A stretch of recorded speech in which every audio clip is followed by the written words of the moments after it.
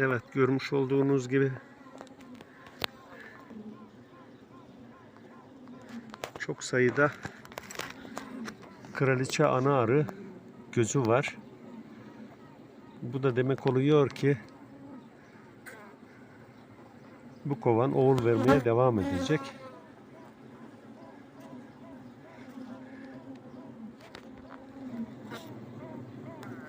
Şu anda kraliçenin sesini duyuyorsunuz.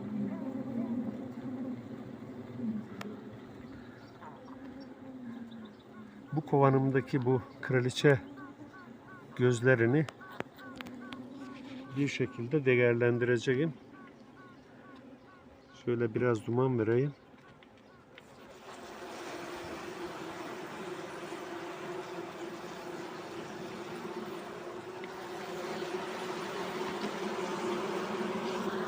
Evet, görmüş olduğunuz gibi çok sayıda kraliçe var.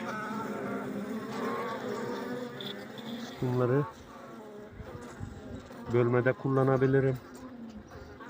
Yalancıya kaçmış kovanlarımda kullanabilirim. Kraliçesi yaşlı olan kovanlarımda kullanabilirim. Bir şekilde bunları değerlendireceğim arkadaşlar.